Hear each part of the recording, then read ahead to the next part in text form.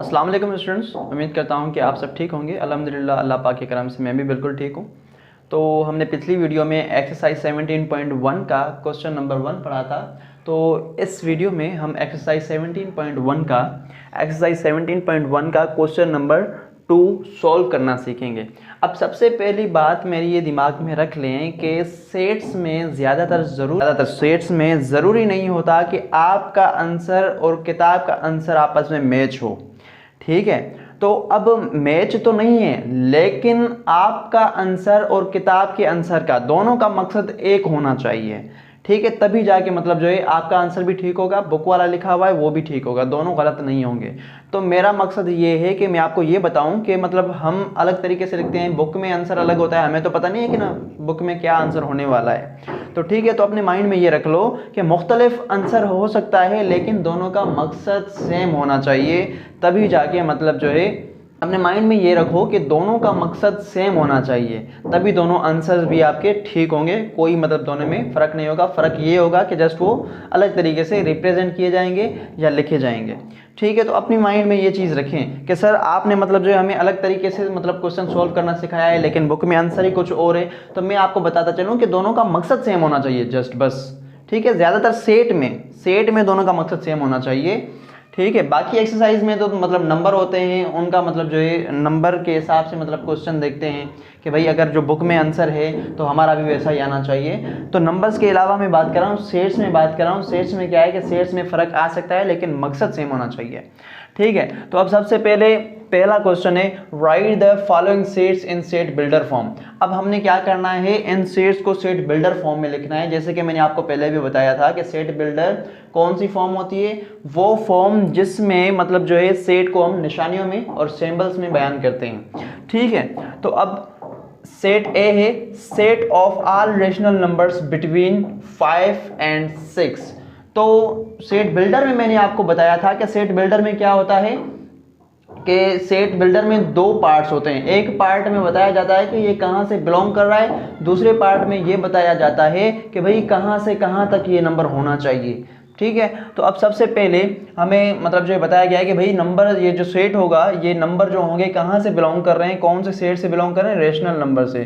तो हम इसका आंसर कैसे लिखेंगे, a x such that x belongs to, belong किससे कर रहा है, रेशनल नंबर से बिलोंग कर रहा है। किससे, रेशनल नंबर से।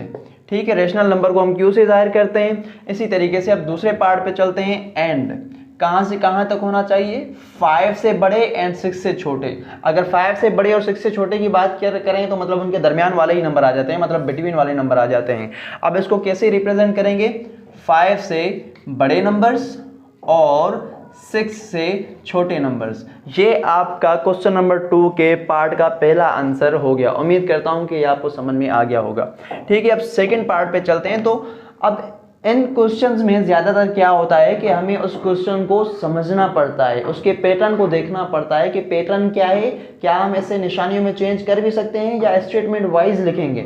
ठीक है, ये हमने गौर करके फोकस करके देखना होता है। ठीक है, तो अब यहाँ पर क्या है कि ये जो सेट लिखा हुआ है आपका, अब हम जो सम इंपॉर्टेंट सेट्स पढ़ चुके हैं, मैं आपको ऑलरेडी पहले भी एक्सप्लेन कर चुका हूं, तो क्या ये सेट जो है उनसे ताल्लुक रख रहा है, हम इनको चेक करेंगे। सबसे पहले नेचुरल नंबर से क्या है, बिलोंग कर रहा है 1 2 3 4, यहाँ पर 5 नहीं है, 6 7 यहाँ पर नहीं है और 12 डायरेक्ट यहाँ पर दिया गया है। बाकी के सारे नंबर मतलब जो मिस किए गए हैं, यहाँ पर बाकी के सारे नंबर नहीं है, तो मतलब ये नेचुरल नंबर तो नहीं हो सकता। फिर उसके बाद अगर होल नंबर देखा जाए तो होल नंबर में 0 होता है। अगर ओड नंबर देखा जाए तो ओड में तो मतलब इवन भी ये शामिल है, ओड में तो इवन शामिल नहीं होते। ठीक है, ओड भी नहीं है, कंपोजिट भी नहीं है, प्राइम भी नहीं है। तो आखिर ये चीज़ है क्या, ये सेट किस चीज का बना हुआ है, मतलब कौन से नंबर्स का बना हुआ है। तो हम फोकस करें तो लास्ट में जो यहाँ पर 12 दिया गया है, अब ये सारे नंबर्स जो हैं 12 पर टेबल इनका जा रहा है। जैसे कि 1 का टेबल भी इसको तोड़ सकता है, 2 का भी तोड़ सकता है, 3 का भी तोड़ सकता है, 4 का भी तोड़ सकता है, 6 का भी तोड़ सकता है, एंड अपना टेबल भी इसको तोड़ सकता है। जिसकी वजह से हम इसको ऐसे लिख सकते हैं, कैसे लिख सकते हैं, ऐसे कि x इज डिवाइजर, या फिर आप ऐसे भी लिखो x is positive divisor, positive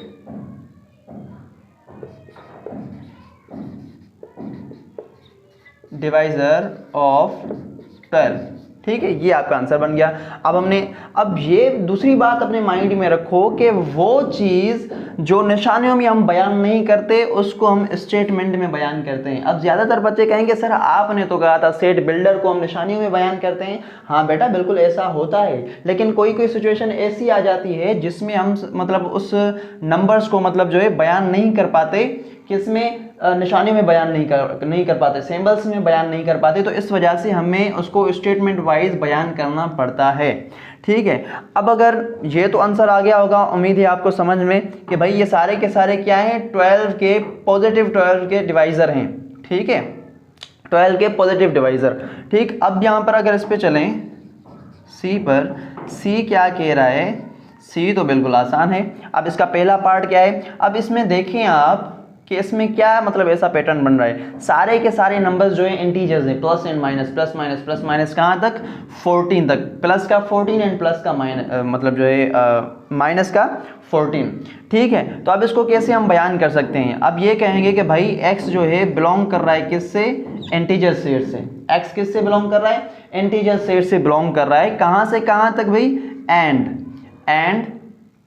minus के 14 से बड़े, सारे के सारे बड़े, एंड प्लस के 14 से सारे के सारे छोटे। अब यहाँ पर बीच वाले नंबर तो आ गए, मतलब माइनस 14 से सारे के सारे बड़े और प्लस 14 से सारे के सारे छोटे, लेकिन यहाँ पर दोनों खुद नंबर भी मौजूद हैं सेट के अंदर, माइनस का 14 एंड प्लस का 14 दोनों मौजूद हैं। तो हम यहाँ पर कौन सी निशानी देंगे, इक्वल टू। इक्वल टू से मुराद कि भाई जो भी साइड वाले नंबर हैं वो खुद भी सेट में अंदर इंक्लूड होंगे।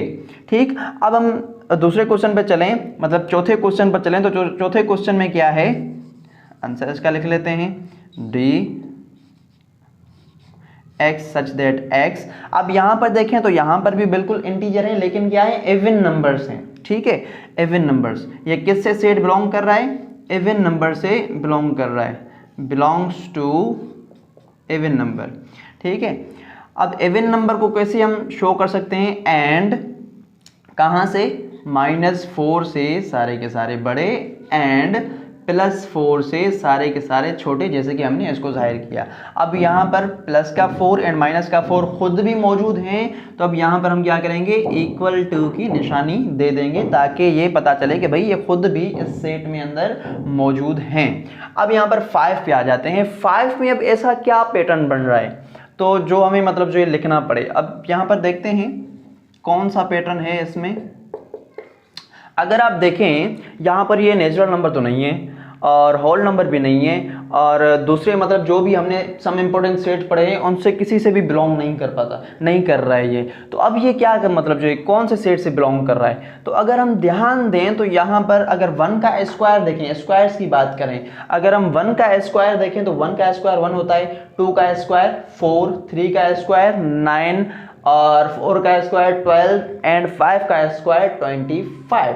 तो हम इसको कैसे लिख सकते हैं, अब इसको भी हम क्या करेंगे, निशानियों में तो हम बयान नहीं कर सकते, सिंबल्स में तो हम बयान नहीं कर सकते, तो लाजमन हमें इसको स्टेटमेंट वाइज बयान करना पड़ेगा। अब कैसे, इज फर्स्ट 5 पॉजिटिव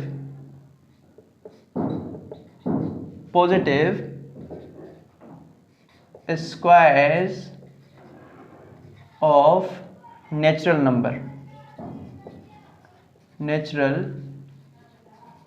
नंबर्स। ठीक है, यहां पर इसको हमने स्टेटमेंट वाइज बयान कर दिया।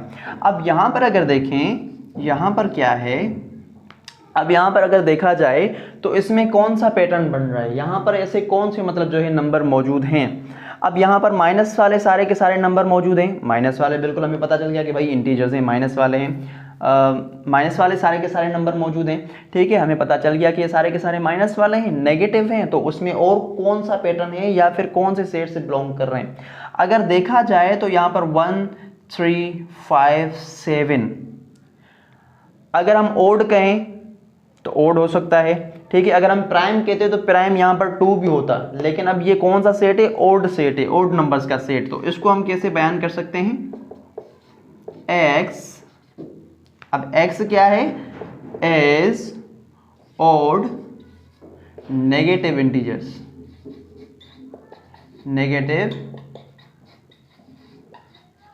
इंटीजर से बिलोंग कर रहा है। तो ये हो गया आपका क्वेश्चन नंबर 2 मुकम्मल।